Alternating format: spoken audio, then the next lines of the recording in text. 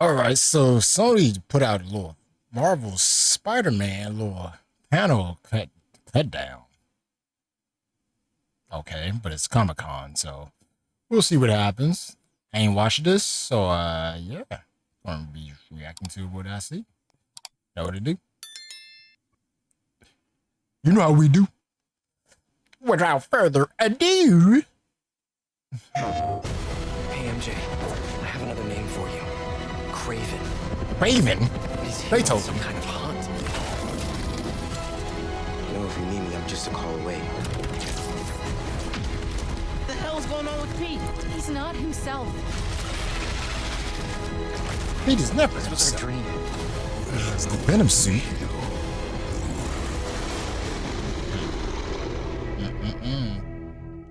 We got a lot to talk about. So first, Brian, my first question for you is, where do we find Peter, MJ, Harry, and Miles at the beginning of Marvel This might Spider-Man be a 2 little now bit that we're in the spoilers, third too. installment of the franchise? Well, you could find us all in the back being late to the panel because we were watching the story trailer as you guys were all watching it backstage. True, That's first true. off. So, yeah, I think what's really great about this game is that Yeah, Brian we're knows going to pick what's up up. roughly 9 to 10 months after the events of Miles Morales, which if you haven't played it, He's a it's an Spider-Man amazing video fan. game by A the true talented team. believer. And what's really great is we kind of have Pete and Miles.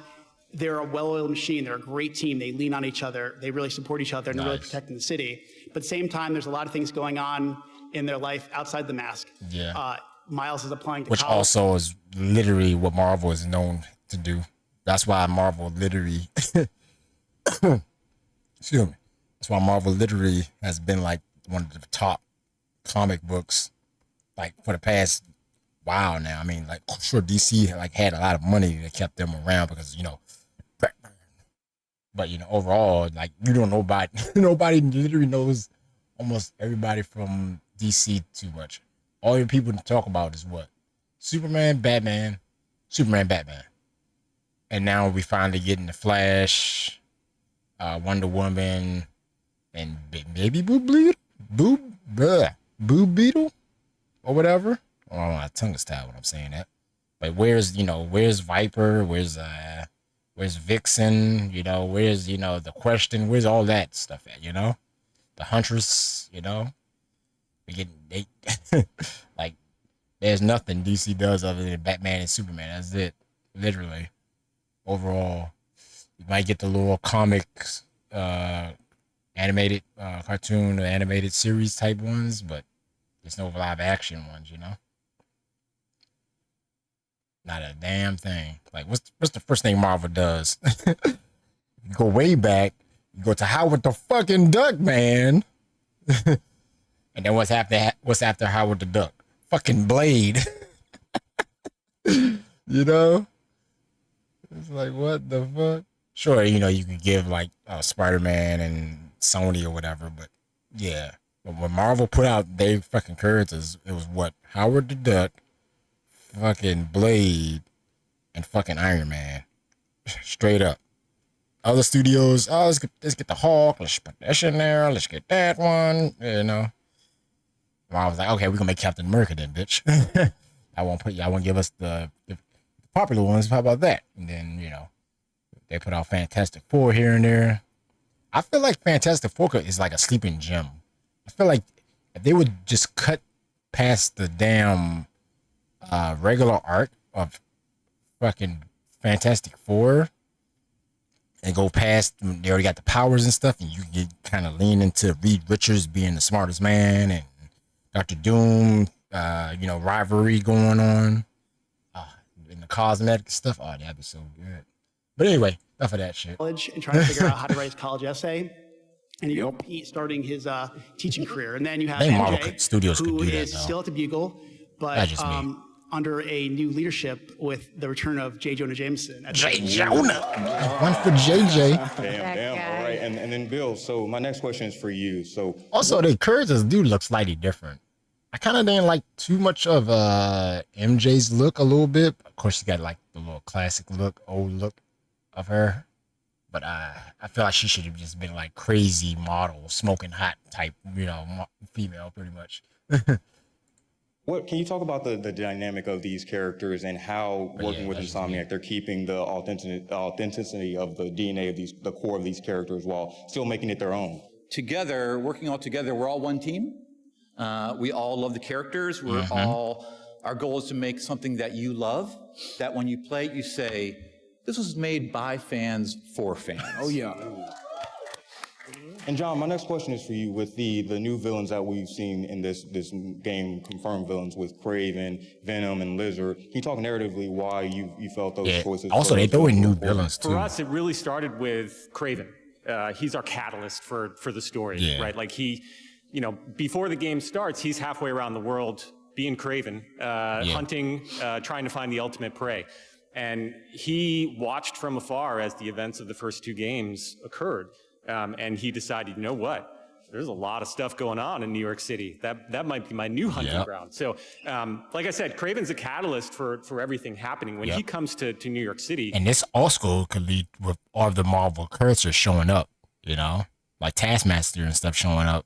But Wolverine, maybe. A lot of things start going wrong. We have Lizard coming out. We have the symbiote coming out. And it's almost like a Secret Wars type thing too. Trailer, they put almost every character that was on Secret Wars a little come face to face with the Mr. Negative, the guy who killed his dad. So there's a lot of drama that's happening. In this game. But we're curious. My next question for you. So it's not a personal story, really appreciate about both not of a Spider-Man story, just the environment, just the lived in city that it feels like a character in its own. So can you talk about how you elevated that with this new game, especially with the PS5 technology and the new locations that we'll see, like with Coney Island and Queens and stuff like that? Totally, yeah. We're super excited to finally be able to bring Brooklyn and Queens to our fans. Obviously, Miles is from Brooklyn. Brooklyn, we're Brooklyn there. Not only does it increase the gameplay space, so there's a lot more places for you to swing to, but it also has some really cool, obviously Marvel landmarks as well as New York landmarks. For example, I know in Queens, everybody has wanted to visit Aunt May's house and perhaps see where Peter lives. Finally. I know a lot of fans had wanted to interact with that space, so just being able to walk in and see where he lives is incredible. Oh, and there's a picture of Aunt May's house. The other thing that's really cool is it's introducing a lot of cool landmarks like the East River. So as you could see in our gameplay trailer that we produced a while back, you can now chase the lizards on the East River, which is awesome. And personally, for me, I just love seeing the Brooklyn Bridge, the Williamsburg Bridge, and being able to just swing across the water. It's an incredible experience. And Ryan, my next question for you, just following up with the new locations, can you talk about how the new traversal techniques that you're implementing in this game affected what your approach to this and how you elevated it? Sure. I mean, one of the interesting things with Brooklyn and Queens is you're not always surrounded by skyscrapers anymore. And so we thought, what's a really great opportunity? Something we've seen on comic book covers, we've seen it in the movies, we can add the web wings. And that was really changed how we look at traversal. Swinging is always our Spider-Man core. That's where we come from. But what we did is design the web wings so that we could integrate them and weave them in with swinging. You gain height and you build speed between swinging and the web wings, and you go back and forth and really kind of weave your way through the city. It's really fun. In Brooklyn and Queens, there are some lower spaces, there are some new spaces, but you have to get between Manhattan and the other boroughs by crossing the river. So that's another opportunity. Which is sick, man. I like that. I like they kind of went back to his roots. Yeah, it's so sick, man. You could really, we added these things called jet streams or wind tunnels. You really build speed there, and they just shoot you right along when you're on the web wings. It's really fun, and it's one of the chances for us to really push the power of the PS5 there and hit a level of speed that we hadn't had in the previous game. It's really I told you. Added a new He's going to go for speed. How did I know he was going to do that? Even though I didn't even watch this damn thing first. I already knew it. Presentation, people. Presentation. We see Mr. Negative in this trailer. So can you just briefly talk a little bit about how he's still coping with the effects of his game and dealing with the loss of his father?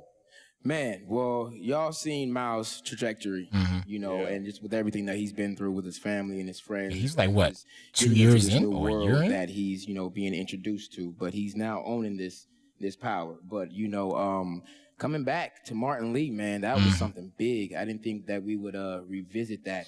We had a lot of emotions on set. And my last question, because we touched on it as well, but his powers and his abilities, how is he really, we see them evolving, and we see him, he has a couple new abilities, so how is he really coming into the zone with that, with his abilities? Oh, we got some stuff coming for y'all.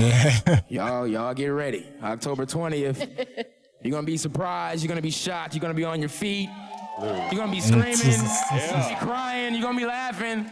So y'all get ready, man. We got some powerful stuff coming for y'all. I apologize to employers everywhere because I hear a lot of people going, I've already booked, time off from work, from on October 20th for like 3 days. I'm like, We have MJ in the house. So can you talk about what are her ambitions in this game and how her storyline has evolved from when we last saw her? Yeah, I think she's coming to her own a lot more. I think she's understanding who she is as a reporter and as a writer a lot more. She spent a lot of time away from Peter in Symkaria. And am I allowed to say this? She's writing. There's a reason why we wanted Yuri, Laura, and Najiel here, because they are a team. They are, they complement each other really well, not just what's going on in the superhero world, but what's happening in their lives. And I think that's why, even when we're shooting. I know he's talking, but this right here, this is hilarious to me. Peter trying to get Venom.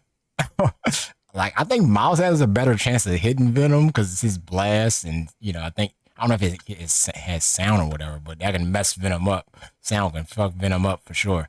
But Webb shooting Venom, wouldn't that ever work for Spider-Man? Webb trying to trap Venom, it never works ever. Our scenes were all kind of working together as a team, figuring out how do we put this game together. And I know we couldn't be working with better people. I love these people; they're awesome. So I love you too, man. I love you too, man. Yeah. They're the best. Come on, man. There's somebody else that we can't forget about on this panel. That is the Venom of the Venom. Tony Todd, it is truly an honor to have you on this panel right now. Let's Yeah. And all of a sudden, I get a call from Insomniac That's freaking awesome, dog. Yeah, that's freaking amazing. To test drive Venom. And I gotta say, it's been the most exciting voiceover journey that I've had to date. Nice. Brian, Tony Todd, can you just talk about the casting of this? I know is there a story or something along how this happened? Oh yeah, so I remember we cast a lot of the characters pretty quickly. Obviously we had Miles, Peter, MJ, and then early we actually right before COVID, I think we cast Kraven, and I knew I was putting off Venom. I was just putting it off. I was like, I know there's already there's gonna be so many opinions, and I know I was scared to death. And I remember Patrick, our dialogue lead, was asking me what are you looking for? And I said, I don't know. And then I remember I just happened to be on the internet one day, and I was listening to one of I think it was the Candyman, the new Candyman trailer, and I heard Tony, and I was like, hey, if you could get a Tony Todd, that would be the one. And then a couple weeks go by, I don't think anything about it, and Patrick messages me and goes, you're not gonna believe this. Tony Todd's interested. Oh, and I remember he sent a real quick tape in, and it was sorry, Tony, it was really bad, audio quality, but it took 3 lines, and I was like, that's it. Please hire him. Please, whatever he wants, give it to him. And I think you all know, based on what you heard, he's incredible. We have a wonderful, there's 4 of us here from Insomniac, but we have so many Insomniacs who are putting so much work into this game. And I just want to say, if they're somehow listening to this somehow, thank you for all the work that you guys are putting into it right now. It's incredible. The work they're doing to finish this up. Polish it up. I call Insomniac my second family because we just put so much into this. And you can imagine when you're in your family, everybody has opinions, right? And I think it's probably the only decision I've ever made being a creative director in 10 years where I just said, Tony Todd is going to be Venom, and everybody said yes. Can you just talk a little bit about Venom's motivations and his personality in this, and why is he so important to the narrative of this game? Well, Venom is a symbiote. right? And I think the thing that a lot of symbiote stories have in common, and the reason why I think we connect with them really well, is that it's a simple human story. We all have a darkness inside of us. Yeah. And then you put the symbiote on top of that, and it really brings out the dark parts of what Spider-Man is about, power and responsibility. You heard Yuri talk about it a couple of minutes ago. And what happens in the story is that I think they edit some of these responsibility starts to go out. away. It's really interesting when you bring the symbiote into, these relationships, how it really challenges them, not just externally, because there's cool powers. Ryan was talking about having that control in your hand. Oh my God, it's amazing. But the people you love around you. Tony, I'm coming back to you. Can you talk about your approach to bringing the voice of it to life and how you approached it? For me, Venom was fun to do, and I wanted to make sure that there was a joyous quality in his destruction. I'm glad it was fun for you because it scared the hell out of us. Always fun to me. Yeah, it'd be funny when we were in the recording booth because we would record separately when we were doing gameplay dialogue, and every once in a while, Tony, you would come and play in our headphones before a line, and it was like, oh God. I wouldn't expect it, and it was terrifying. And Brian, I'll come back to you real quick. What was that like when you heard Tony voice his lines for the first time officially, and what was your initial reaction? Well, first relief, because I was like, okay, we made the right choice for sure. And I think then just general excitement. And I think Tony is so talented that, sometimes depending on, we have so many. I've said this before, I said Venom has to have that deep tone voice, he has to have that, he has to have that groggy, like that, like it's like, kind of like an axe, motherfucker hitting the axe, like, chopping that damn tree, motherfucker. Yeah. Different characters are so different, so many different actors. Sometimes we're, depending on what the role calls for, are we going to, adjust the way that they do the line, and you just let Tony be Tony, and you get magic. It was like a gift come true to be able to cement myself in the whole voiceover family and world and meet new friends and conquests, and I'm still pinching myself because I'm a gamer, and I'm telling you, I can't wait for this monumental masterpiece to drop. That's right. Sizzle. I'd be remiss if I didn't ask you, can you do the iconic "We Are Venom" line for everybody? Yes. Bring us all out. What do you want? No, okay. We are Venom. Ooh. Oh yeah, there it is. Nice. All right, well, I love it. We got That's some, not bad. I some love special surprises coming up for you guys. I think the next thing we want to talk about is the collector's edition statue that we have here on this table right here.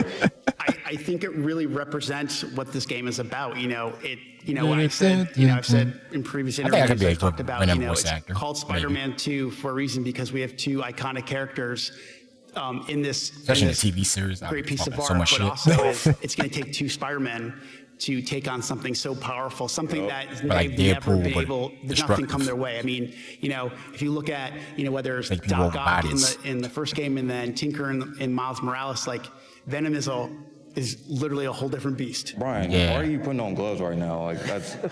Oh, these? Yeah. What is that for? Well, Dorian, I think we should play the video. I think we should play the video. Let's go ahead and play that video real quick.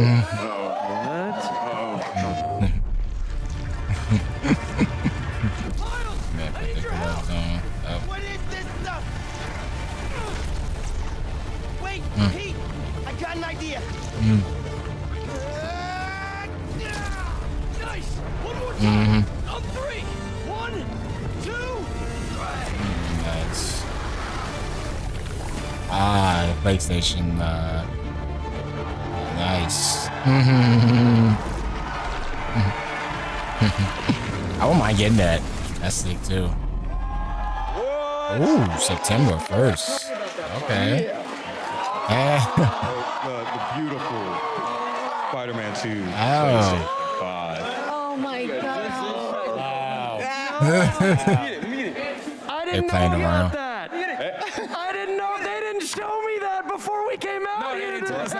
They did not. Yeah. Now I have to get Secret secrets, you They knew what they were doing. Yep. Wow. All right. I think that black look nice. Like Marvel, so they keep everything so tight-lipped. I found out about this 5 minutes before we came out here. That's how serious they are. So, Brian, can you speak to this epic, amazing, beautifuln's right here? This has been one of the biggest secrets throughout the entire development of the game, that we were going to have the console and the DualShock. So I know we're pretty pumped. And the logo I on the think, controller too. We talked about the symbiote playing a big role. Obviously, it plays a big role here in the design of the console, and we thank PlayStation for going above and beyond with the design of it. I know I just worked really closely with everybody on might as well, and right? I'm pretty pumped, man. All in all, that being said, I want to say thank you again to this incredible panel. Thank you Yeah, guys pretty so much. pretty good. Hard work. Pretty damn good. Well, there you go. There you go, man. Sick. I just want to hear. Ask you, can you do the iconic? Yeah, I gotta hear one more time. Venom line for everybody. I gotta hear one more time before we go, baby. Bring us all out. What do you want? No, okay. We are Venom. See, he has that grog in it. I like that groggy voice in it. That's Venom to me, man.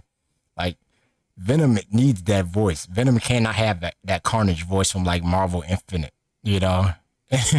Like Marvel versus Capcom, you know, you can't have that. Shut up, let's eat. You can't have that voice, man. I'm sorry. That cannot be the voice of Venom. Like, here you go. Look, I'm gonna give you an example. Let the fun times begin. It's not bad, but it can definitely be Carnage for sure. Gets in our way. Like, does this sound like Venom to y'all? Don't worry, we won't eat you for now. Like, the voice actor for this is pretty good, but not for Venom, man. Maybe for. Don't mention Spider-Man's name. We despise him. See, he sounds like Carnage, man. He sounds more of a Carnage to me. You don't have any powers. Stay behind us, weakling. We are Venom. See, yeah, that right there, not a good Venom to me. I get what they try to go for, but that's not Venom to me, man. Anyway, that's the video, and yeah. Oh, man, this game is going to be fucking sick. Let's go.